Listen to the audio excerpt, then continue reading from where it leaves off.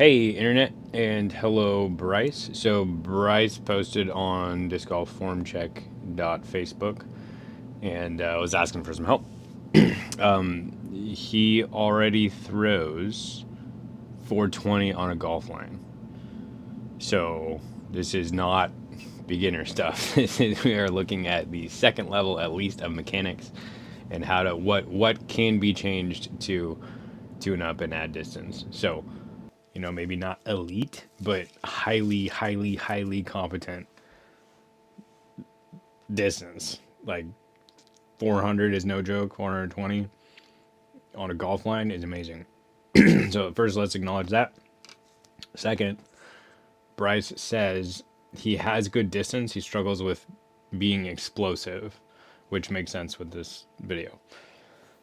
So let's take a look, and then we'll look at the two primary areas where I think this could improve a lot. One is being explosive by getting more containment,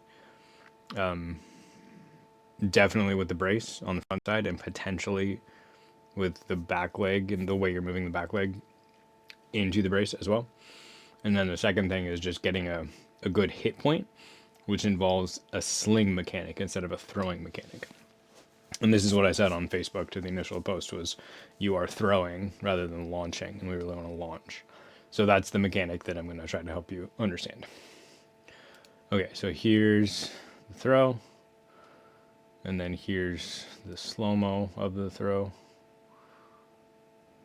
This is half speed. Thank you, Facebook.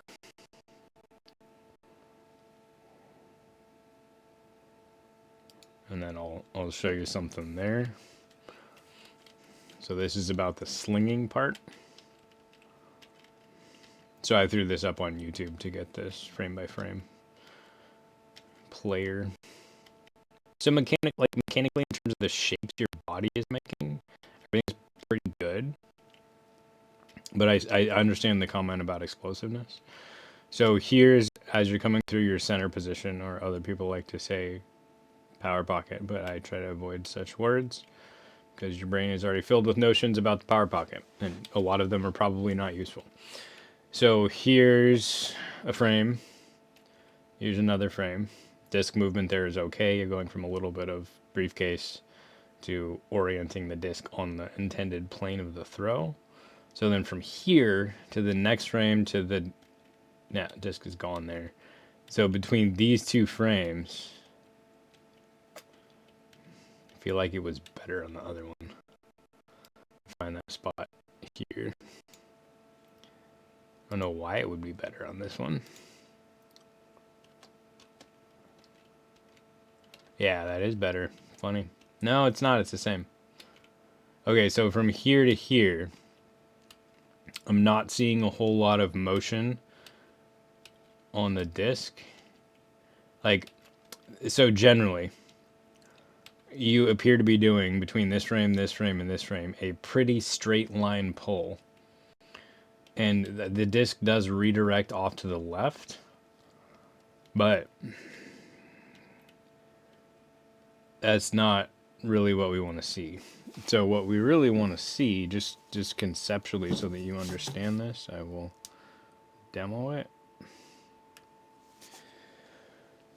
And we can talk about how to make this work as well.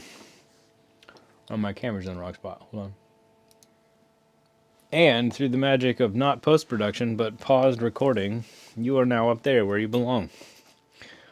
Okay, so we're talking about finger pivot, essentially. So if I completely just throw the disc, and I'm thinking about a straight line pull mechanic, which is generally not advantageous or recommended. If you need to hit a gap, maybe move towards a straight line pull, that's fine, but that's going to limit your distance. So if we're focusing on power mechanics, we do not want a straight line pull anymore. Straight line pull is the disc is here, the disc is pulled in a straight line to here. Note, hand on outside, hand on inside. The disc isn't really going to move. Realistically, there's going to be some movement on the disc, but that's minimized in a straight line pull. We don't want that.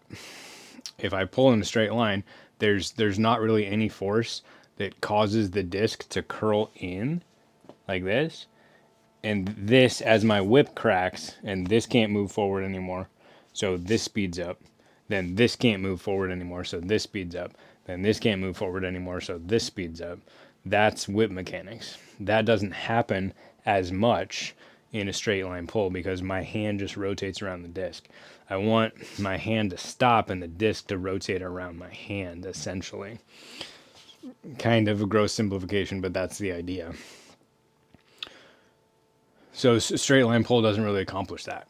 If you can straight line pull very, very, very quickly, your hand will rip around the disc and you will get some of the same effect.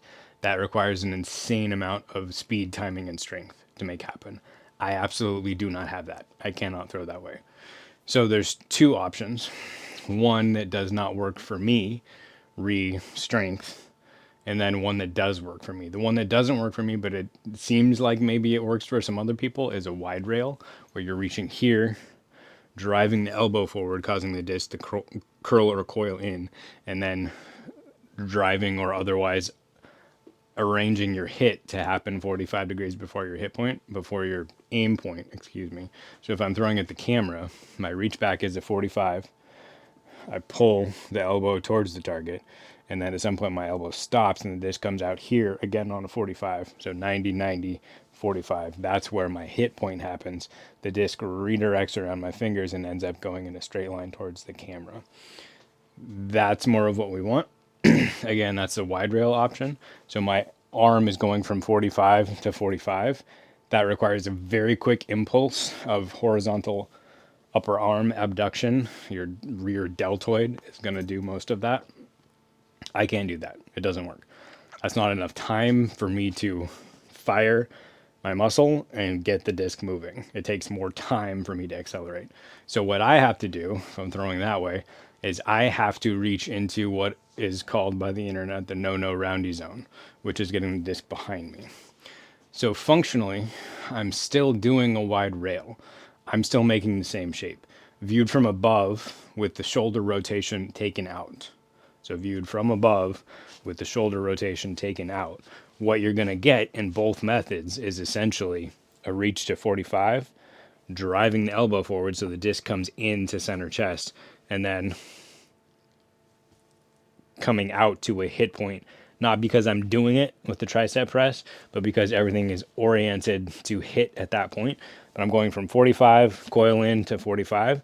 This is passive, this is passive, this is active. That's it. Then you add the rotation back in. And if I'm throwing at you, yeah, I have to demo it this way. I'm going to reach actually here to the back corner. It doesn't have to be that high, but sometimes that kind of helps. So I'm reaching towards the back, let's see, northeast, southeast corner of the T-pad. I'm reaching that way. And then I'm hitting here. So my line of pull becomes kind of this way. From southwest to, no, from southeast, excuse me, maybe I messed that up before, to northwest. Yes. So if I'm throwing that way, I'm going to reach here to some degree. It might be a little more towards straight back and not so behind me, but I'm reaching here, and I'm going to drive forward. The disc is going to come into center chest, so I'm driving my elbow that way. Boom. Not straight at my target, but kind of more towards where my 45 degree line is. And then I'm going to hit here. The disc is going to redirect 45 degrees off of my hand, fingers, and go towards the target. So, like from the top, I'm kind of reaching somewhere either here on the 45 or straight, somewhere between those. But I still get an in to an out. It's just that in out is not out, in out. It's here because I need more rotation and I need more time to get the disc moving and accelerating towards the hit point. So that's what works for me. And it's really a lot more of a swing versus a pull. So to conceptualize that, you can use throwing hammers, which is why a lot of excellent coaches use hammer throwing drills, or at least hammer swinging drills. So when I swing this hammer, a couple things happen. The hammer wants to stay on a plane. If you've looked at any of Dr. Kwan's golf stuff, he sometimes builds elaborate contraptions that hold your golf club on the same plane. Or he uses a big piece of plywood with handles on it that accomplishes the same thing. Swinging a kettlebell back and forth, same thing. So this kind of gets you some of that feel. It helps you align your swing plane. And it also helps you feel that like this is a swing that's centered on my spine. So it's not centered on my shoulder. I don't swing like this. This joint is a ball on a chain from my spine. So the whole thing is going to move. That's one way to help conceptualize fighting shoulder shrug, because there's no reason for this to go up, because then my chain is not aligned with my swing plane. I want from my spine, through my shoulder, through my upper arm bone, through my forearm, all to be aligned with my swing. So I'm not swinging from the shoulder, I'm swinging from the spine. It's a little bit of a tangent, but that's what hammers help you get. Then you can use that to feel that if I then add some pop to this, I'm going to let my elbow break in the back. So then I'm taking this arc, this amount of momentum, and I'm compressing it into this arc where my elbow is contracted somewhat and the hammer head is going to make a smaller circle. So I get all the momentum, all the power from this big circle, break the elbow in the back, tighten it up, boom, and there's more power at the hit point. That's a swing. I'm going to swing a hammer. I can't, the way that you're throwing versus launching, this is going to be a launch. The reason it works is because there's levers involved. This is a lever, this is a lever, this is a lever. And there's three pivot points, my wrist, my elbow, and my shoulder. They can all pivot, which allows a fluid whip motion. This makes more sense on a swing, where I'm using this area back here to get the base of the whip moving, and then the tip of the whip will speed up as that wave propagates down the whip. The way you're throwing, you're not doing that, because you're just accelerating your weight forward. You're pulling it the whole way. So if I pull, my hand just comes off right here, and there isn't any of that pivot, hit point, whip, snap, finger pivot stuff happening, which is why when you throw, we see not a lot of, look at like footage of pros throwing from a rear angle, and you'll see their hand on the outside, and then a couple of frames later, you'll see, boom, where the disc does a lot of lateral motion this way. So in your throw, the disc is here, and then the disc is there, and it's moved a little bit. You really want to maximize that. The way that is done is by getting your rear leg in a counterweight position so that your hips start to slow down at the right time. This is kinematic sequence stuff. That means, bam, my arm is going to hit at that point and then immediately go to the follow through. There's no actual stop there. But imagine if I had water on my hand, I'm going to flick it at you if I'm throwing that way. So it's going to be boom, the water comes off my hand there, boom. But I immediately go to a follow through with no pause. So it's not even really that I'm putting my intention there. It's just that I've aligned my body and my mechanics and my walk up so that everything organizes to that point. That doesn't really happen in your throw because you're pulling towards 12 o'clock. You're pulling at your target. So that's the pull stuff. And then that starts to get into rear leg counterweight, which we would want to change all of your footwork to make that happen. Let me get all my crap back here. Then we'll take a look at your side view. It will be informative as far as the legs go. Okay, so here's the side view. Full speed and then Facebook halftime.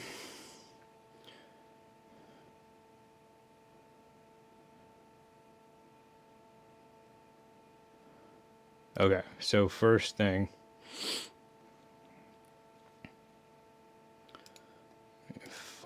Yeah. Okay. So first thing, frame by frame.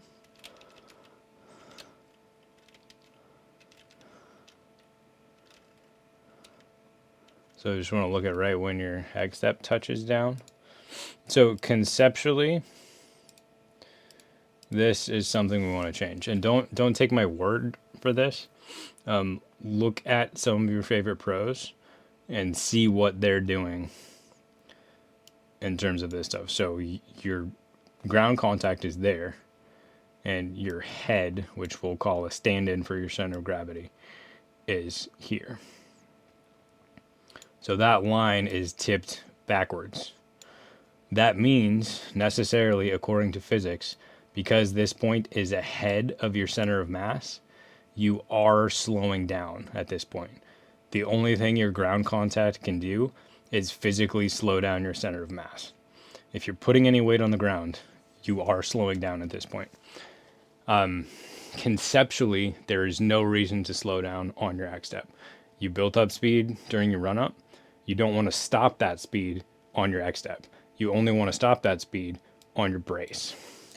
So this is one of the reasons you're having a hard time being explosive and you're not feeling like you're explosive, because you're stopping some degree of your momentum here, which is making your plant step not as aggressive. You're not getting weight into this front leg as much as you could because you're slowing down on the X step. So then you're going to tend to want to power up the upper body because you're not generating power in the hips the way you could. And that tends to make people's form bad. It does not in your case because you're a relatively exceptional athlete and you have figured out how to make the upper body work, even when the lower body is not quite doing its job yet as effectively as it could. So then here you get into the front leg. Again, like the positions are kind of okay. Here here it looks like your arm's a little behind, but then I think it's just the frame rate that here it looks okay right there. But there it looks behind, but your shoulders aren't actually pointed at us yet. We're not looking at center chest, so I don't think there's actually a foul there. And I don't think deep pocket is the only way or necessarily the best way to throw for most people. Again, the swingy throw thing, a swingy swing versus a throwy swing, is not going to have as deep of a pocket, and that's the way that I am able to throw 400 the best, the easiest, the most repeatable, is with a shallow pocket, not a deep pocket. So deep pocket is not the end-all be-all of the world. So from here, imagine a piece of cardboard cut out and taped to the side of your leg, let's say, so that it indicates that's not even right. Perspective would be like more like that. So this sheet of cardboard is taped to your leg, and it's going to indicate the plane of your leg. So for demonstration purposes, sheet of cardboard tapes to your leg, and my knee can articulate here without changing the plane. But if the plane is going to change, that's my femur rotating in the hip. This is rotation. Also, if I rotate the entire assembly, then the leg plane is going to move. But what we care about is leg plane. So what you do is your leg plane rotates forward the whole time. And again, don't take my word for it, but go look at your favorite pros and see if they do this or not. There are plenty of players who do rotate their leg plane forward consistently, and there are a handful of players who absolutely do not. Drew Gibson is the cleanest example of someone who does not. And so here I'm just going to go frame by frame for your throw, and we'll see which one you do. So here, your plane is drifting sideways because your front hip is still moving a little bit. And then the next frame, you start to turn. So between these frames, you are turning. Next frame, you're turning more. Next frame, you're turning more. So there's not really any place where your knee and your front leg aren't moving. Here they're moving laterally. And then here they're turning. turning, turning, turning, turning, and your front leg stays bent, again, not wrong. Look at your favorite pros.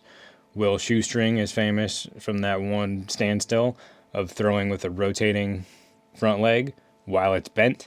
That's fine to do as long as your knee stabilizers are engaged, which yours are. You look very athletic. This is a perfectly safe maneuver.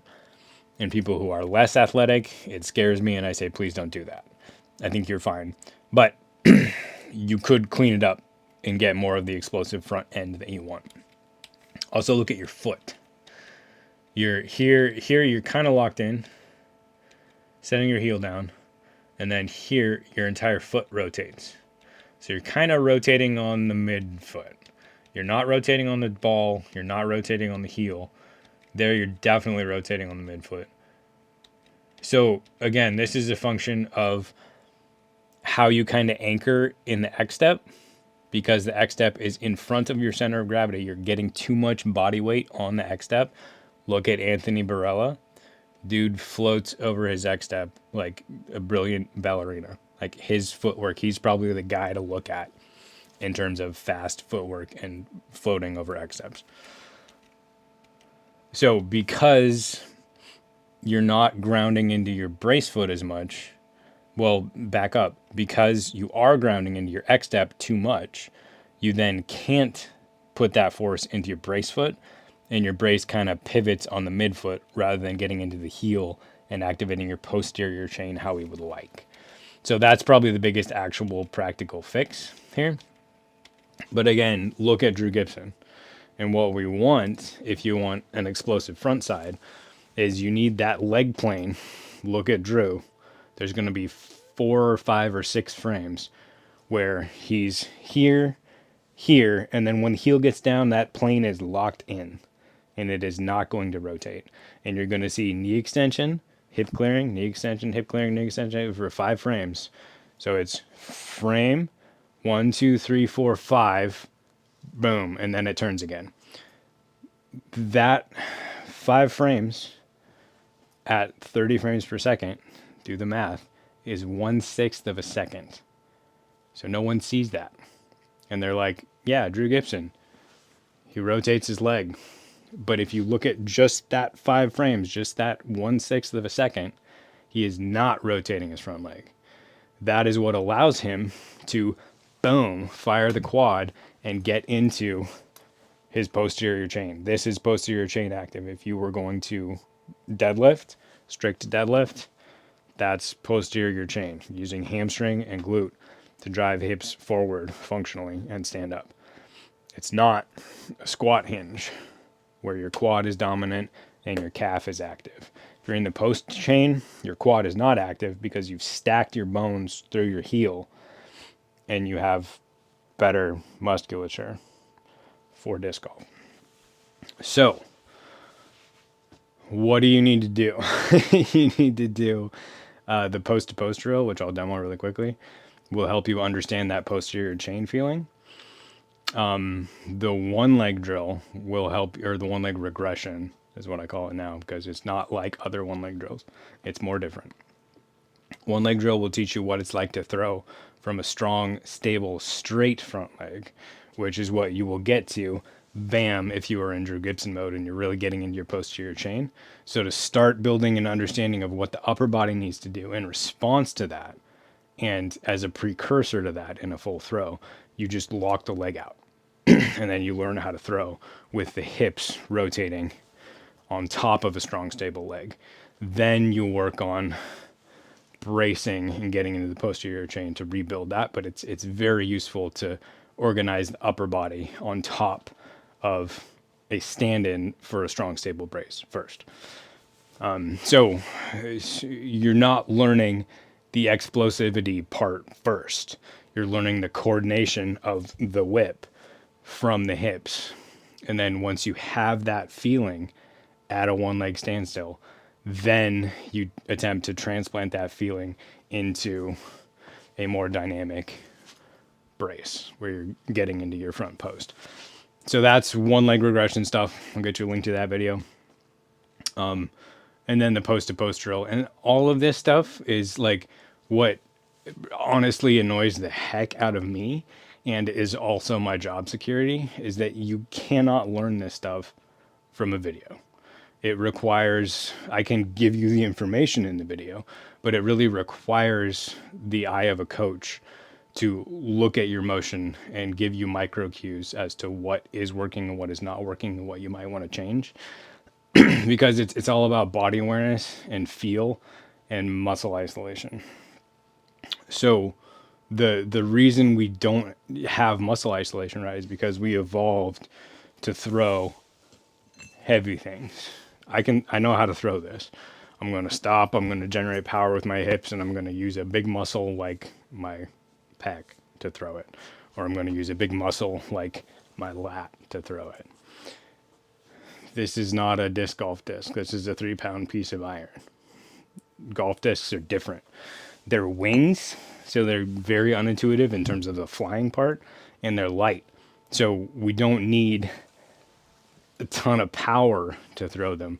We need structure that allows us to create speed to throw them. So that's the theory part. Post to post drill.